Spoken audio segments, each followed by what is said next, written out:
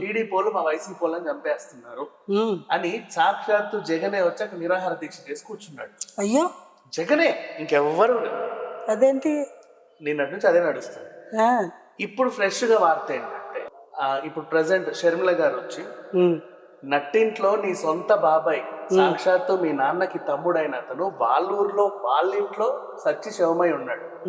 ఒంటి మీద గొడ్డలి పోట్లు కూడా ఉన్నాయి. ఎవడో నరికాడని తెలుస్తుంది. అప్పుడు ఎందుకు కూర్చోలేదు నిరాహార దీక్షకి? ఇప్పుడు ఎవరో నీకు అసలు సంబంధం లేని మంచిది వైసీపీ అని తెలుసుకొని వచ్చి కూర్చున్నావు. అప్పుడు కూడా టీడీపీ వాళ్ళే నారాసుర రక్త చరిత్ర, టీడీపీ వాళ్ళే మా బాబాయ్ని చంపారని చెప్పి ఊరుకున్నావు నువ్వు ముఖ్యమంత్రి అయ్యేప్పుడు. అప్పుడు ఎందుకు చేయలేదు ఈ నిరాహార దీక్ష, ఇప్పుడు ఎందుకు చేస్తున్నావు అని ఈవిడ కూడా ప్రశ్నించారు. ఈ వ్యవహారం అంతా మీరు ఎలా చూస్తారు? ఫస్ట్ ఆ గొడవ గురించి ఏమి అభిప్రాయం ఏంటి? గొడవ గురించి అంటే ఇప్పుడు వాళ్ళు ఎన్నుకున్న మార్గమే ఆ మార్గం. అంటే అరాచకము, రాజకీయాల్లో అరాచకాలు ఎక్కువ జరుగుతాయండి. ఆ అరాచకపు చర్యలు చేయడానికి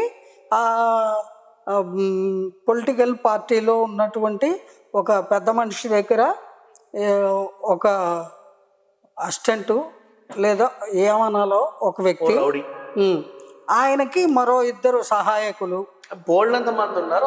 అందులో ఒక ఇద్దరు వీళ్ళు దెబ్బలాడుకున్నాక ఒక ఆయన్ని గాయపరిచారు. ఇది కదా మీరు చెప్పింది.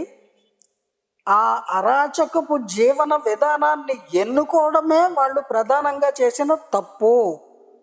అటువంటి జీవన విధానం ఉన్న వాళ్ళు ఎవరికైనా సరే అల్టిమేట్ రిజల్ట్ ఇలాగే ఉంటుంది. ఏదో రోజు ఎక్కడో గొడవ తప్పదు ఇలాగే ఉంటుంది. ఎందుకంటే వాళ్ళకి వ్యక్తిగత కక్షలు ఉండవు, ఒకరి మీద ఒకరికి కక్షలు అంతే. పరిస్థితుల వల్ల ఆ పరిస్థితులకు వీళ్ళు లొంగిపోయి, దానికి తోడు వాళ్ళకున్న ఆ దురలవాట్లకి తోడు ఆవేశము, కోపాలు, ఇవే అంటే temporary emotionals. That kind of temporary emotionals it will lead their life to spoil. వాళ్ళ జీవితాలనే సర్వనాశనం చేసుకుంటున్నారు వాళ్ళే. వాళ్ళు నాశనం అవ్వడం కాకుండా వాళ్ళ కుటుంబ సభ్యుల్ని కూడా, లేకపోతే వాళ్ళ తల్లి ఏం తప్పు చేసింది, తండ్రి ఏం నేరం చేశాడు, ఇతను చేసింది కూడా తప్పే కదా. రషీద్ చనిపోయిన వాడు ఇప్పుడు ఈయన ఒక్క ఆయన పతివ్రత, ఆయన ఇంకోటి పతితుడు అంటల్లా. నేను ఇంట్లో ఉన్న కుటుంబ సభ్యులు వాళ్ళు ఏం నేరం చేశారు? వీళ్ళిద్దరు కదా అరాచక కార్యక్రమాలకి పాల్పడుతున్నది. ఇంట్లో ఉన్నాడేమో అని వెళ్ళాలి, చూడాలి, వచ్చేయాలి. వాళ్ళ కుటుంబ సభ్యులను ఎందుకు కొట్టాడు?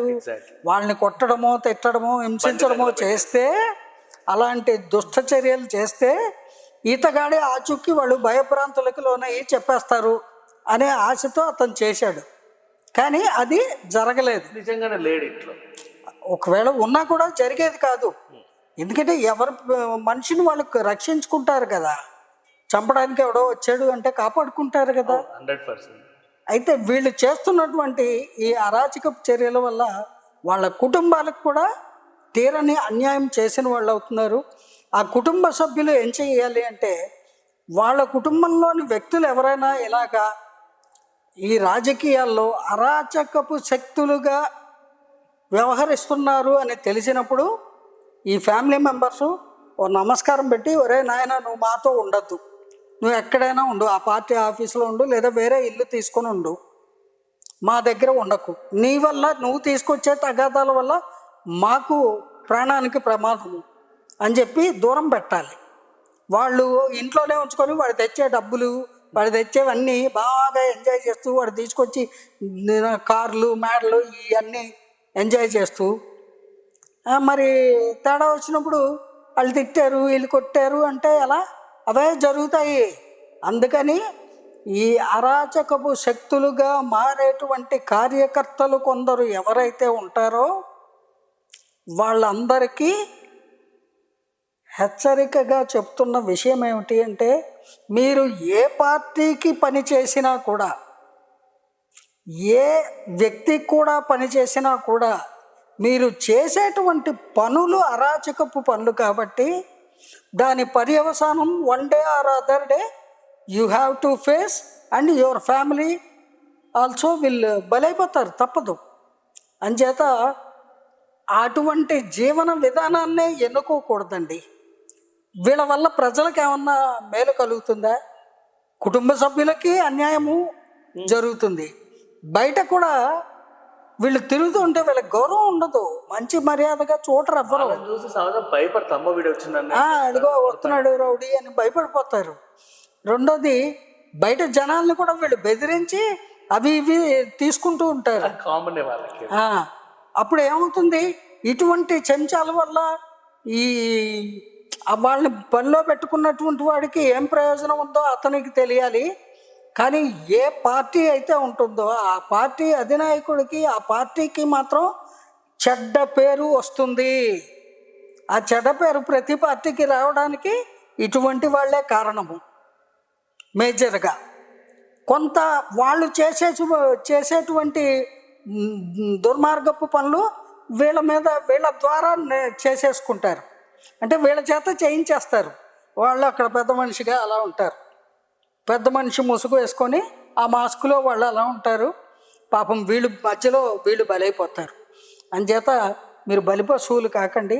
మీకెందుకండి, మీ జీవితం మీరు జీవించకుండా రాజకీయాలేంటి, మీరు కార్యకర్తలా ఏంటి కార్యం? మీరు చేసేది ఇవా? ఒకడు దోచుకోవడము, చంపుకోవడము, ఇవండి చేసేది? కార్యకర్తలు అంటే ఎవరు, ఎలా ఉండాలి? దానికి ఒక స్ట్రాటజీ ఉంటుంది, కొన్ని ప్రిన్సిపల్స్ ఉంటాయి, కొన్ని పద్ధతులు ఉంటాయి. ప్రతి పార్టీలోనూ ఆ పార్టీకి ఒక అధ్యక్షుడు ఉంటాడు, ఆ పార్టీకి సెక్రటరీ ఉంటాడు, ఏరియా వైజ్ ఆ పార్టీని చూసుకోవాల్సిన పెద్దలు ఉంటారు. వాళ్ళ కనుసన్నల్లో క్రమశిక్షణతో కూడిన రాజకీయ విధానాన్ని అనుసరించాలే కానీ ఇలాగా పార్టీ పేరు చెప్పి, చెట్టు పేరు చెప్పి కాయలు అమ్ముకున్నాడనే సామెత, అలాగా పార్టీ పేరు చెప్పి వీళ్ళు దాష్టికాలు చేయడము, నేరాలు చేయడము, దోపిడీలు చేయడము, దందాలు చేయడము, దాన్ని ఏమంటారు, ఏదో విన్నాను నేను, సెటిల్మెంట్లు. ఏంటి వీళ్ళు సెటిల్మెంట్లు చేసేది? నీకు నాకు తెగట్లా మరి, అప్పుడు ఆయన వస్తాడు సెటిల్మెంట్. ఏంటి వీళ్ళు చేసేది? సెటిల్మెంట్ కాదు, వీళ్ళని బెదిరిస్తాడు, వాళ్ళని బెదిరిస్తాడు.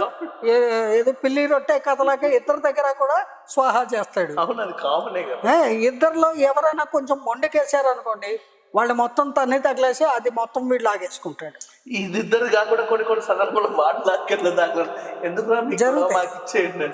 అందుకని ఈ మిడిమిడి జ్ఞానంతో ఈ కార్యకర్తల్లో చాలా వరకు ఎలాంటి వాళ్ళు చేరతారంటే, నాకు తెలిసినంత వరకు చదువు సంధ్యలు ఉండవు, వాళ్ళకి ఇర్రెస్పాన్సిబుల్ మెంటాలిటీ, ఏపుగా పెరుగుతారు. కుటుంబంలో ఏ చిన్న పని చెయ్యరు వాళ్ళు. కుటుంబ సభ్యులు కొట్టుకెళ్ళి సరుకులు పట్టరా, కూరలు పట్టరా, నార్లు పట్టరా అంటే ఏ పని చెయ్యరు, ఇంటికి పనికిరారు. వాళ్ళు ఏమీ అభివృద్ధిని సాధించలేరు. కానీ వాళ్ళకి ఈగోలు ఉంటాయి, మేలు ఈగో. నాకేం తక్కువ, నేను అని మేసాలు మేలేసుకొని టిప్ టాప్గా ఉన్నంతలో అందరినీ హింసించి మంచి బట్టలు కొనుక్కొని వేసుకొని బైక్ కారు ఏదో వేసుకొని రోడ్ల మీద తిరుగుతూ ఉంటారు. ఆ పెట్రోల్కి మెయింటెనెన్స్కి డబ్బులు కావాలి.